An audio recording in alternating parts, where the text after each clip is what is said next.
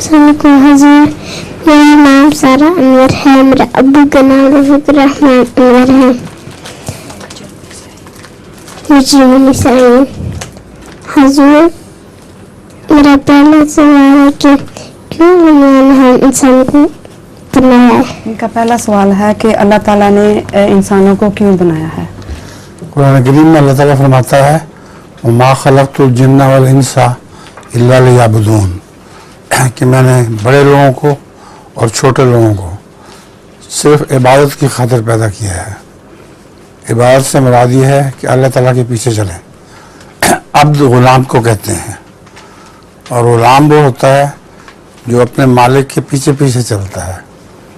غلام وہ ہوتا ہے جس کا اپنا کچھ بھی نہیں ہوتا، سب مالک کا ہو جاتا ہے۔ تو آج حضرت مسلم السلام فرماتے ہیں آج ہم دلبر کی اور دلبر ہمارا ہو گیا۔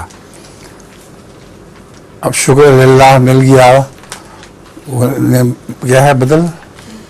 ہم کو یہ لالے بے بدل، کیا؟ ہم کو یہ لالے بے بدل۔ ہاں، آج ہم دلبر کی اور دلبر ہمارا ہو گیا۔ بس اس حضرت مسلم السلام کے شعر کے مطابق عبادت جو ہے اس کے نتیجے میں اللہ تعالیٰ بندہ سارے کے سارا خدا تعالیٰ کا ہو جاتا ہے، اور جو خدا تعالیٰ کا ہے وہ بندے کا ہو جاتا ہے۔ ٹھیک ہے؟